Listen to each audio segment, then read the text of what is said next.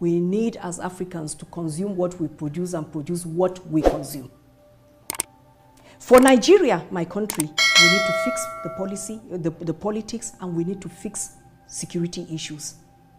Because whatever you do, the politician that comes in, he makes policies that affect your income, taxation, everything.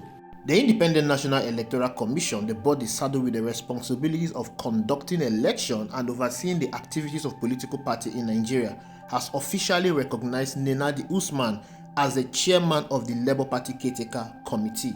Nenadi Usman, who was a former finance minister under President Olusegun Obasanjo, was appointed as the chairman of a 29-member caretaker committee in a stakeholder meeting that was held in Abia State. This stakeholder meeting was organized by Governor Alex Otti of Abia State, Mr. Peter Obi, the presidential candidate of the Labour Party, and his vice president, Dati Baba Ahmed, and other stakeholders in the Labour Party.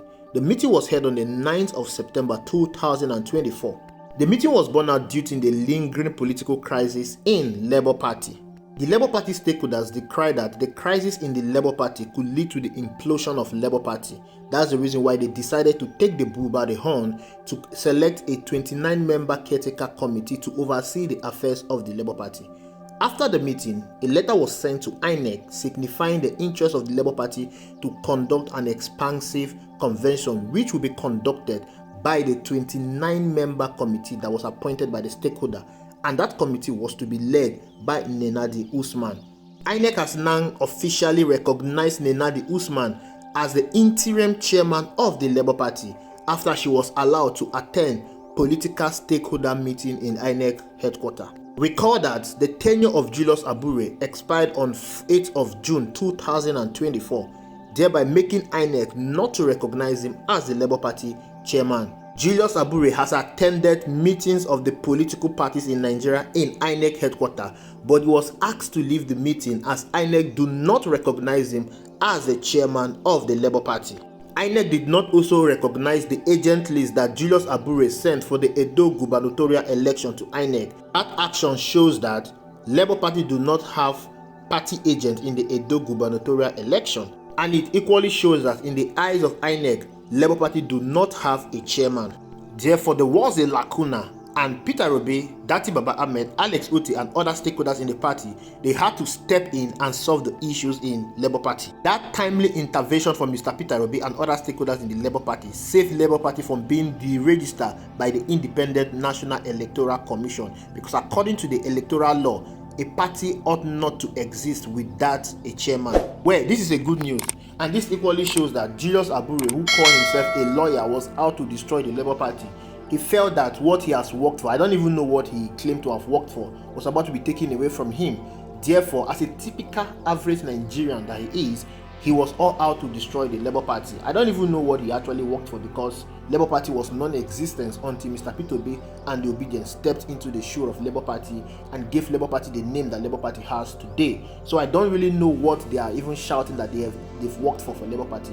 Whatever they've worked for has not yielded any maximum result, because Labour Party was non-existent in the scheme of things. This also goes to show that Mr. Peter Obi is not just a businessman, he is equally a seasoned politician. I remember when the Labour Party crisis was lingering, a lot of persons castigated Mr. Peter Obi because he did not speak the way they wanted him to speak.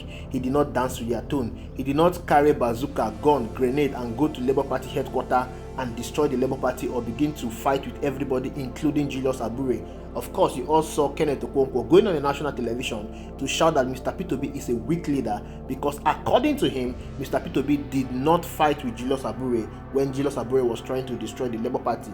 Mr. Peter Obi has been called all manner of names because he chose to remain calm, calculated in order to solve the issue of the Labour Party. Mr. Peter Obi has shown restraint in all of the provocation. This has shown that Mr. Peter Obi was indeed working underground to resolve the crisis in the Labour Party. And from the way everything has played out, it shows that this is the best resolve to the political crisis in the Labour Party. If Peter Obi had gone the way that Kenneth Okonkwo wanted him to go, it would have ended in court cases, which would have prolonged, and then Labour Party would not even have participated in the 2027 general election. We are aware that the Julius Abure-led faction of the Labour Party, of course, that faction does not exist, but I'm just using it for the purpose of this video. This include Julius Abure, Arambimbi, Lamidia Papa. They've been kicking against the move of Mr. Peter Obi, Alex Oti, and Dati Baba Ahmed to resolve the crisis in the Labour Party. But whatever they are doing, like I've said, is just the last kick of a dying horse, as the Labour Party Board of Trustees officially recognized the stakeholder meeting that was conducted in Abia State. The Board of Trustees equally approved of the transition committee that was inaugurated in that stakeholder meeting. And you need to understand that the Board of Trustees comprises of the LNC, the 2EC. The LNC, they are the founding father of the Labour Party. The Board of Trustees equally comprises of all the elected officials in the Labour Party, and every one of them, they are solidly behind Mr. Peter Obi. What this means is that they've officially handed the structure of the Labour Party over to Mr. Peter Obi. They believe in the leadership of Mr. Peter Obi. They believe in the direction that Peter Obi is taking the Labour Party to. And of course, who will not even hand over the party structure to Mr. Peter Obi? This is the man that came into the Labour Party.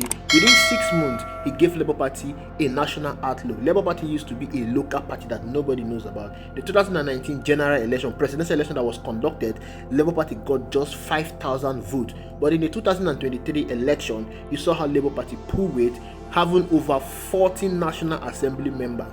That was a feat that no other political party could have achieved. We're not even talking about the state National Assembly members. Labour Party did marvelously well in the 2023 general election. Moving forward, Labour Party is seeking to overtake Nigeria as the biggest political party in Nigeria. But the old leadership of Julius Abure was a plug on the way, and they wanted to stagnate the growth of the Labour Party. They wanted to take the Labour Party backward. But Mr. Peter Obi has shown that he is a leader. INEC recognizing Nenadi Usman as the interim chairman of the Labour Party means that they are giving her the go-ahead to conduct that convention that Labour Party wants to conduct. Now you need to understand what this convention is all about. This convention is going to be an expansive convention. It means that everyone is allowed to participate in this convention, unlike the one that was conducted by Julius Abure in Nnewi. Anambra said that he returned himself as the leader of the Labour Party for a period of another 4 years. That was an illegal convention. What this convention is going to do is that this convention is going to go to the local government area of all the states in Nigeria and conduct ward election. This ward election will elect executive at the ward level.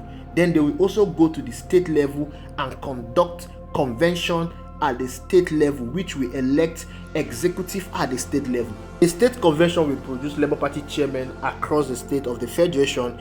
After all this is done, a national convention will be conducted. Now, this is the convention that will produce Labour Party national chairman, Labour Party national deputy chairman, publicity secretary, financial secretary, and others. And let me tell you something, I'm boasting right now. This is going to be the biggest convention that this country has ever experienced. The biggest political convention in the history of Nigeria. Because as it stands now, Labour Party has the biggest members in the whole country. I'm talking about the Obedience Movement. Obedience Movement does not only domicile in Nigeria. We domicile in Africa and the world as a large. So this convention is going to see Obedient trooping in from every part of the country to experience the biggest political convention in the history of this country.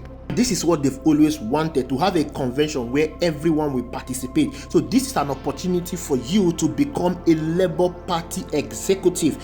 Don't just be on social media to talk about Labour Party not being a good party or Labour Party having crisis. Don't just watch this video and say, oh, good luck to them or kudos to them. Go and participate. Go and become a member of the Labour Party. Obtain the Labour Party card. Pay your dues and also participate in this convention. You can be an executive of the Labour Party at the world level, the state level, and the national level. The time is now.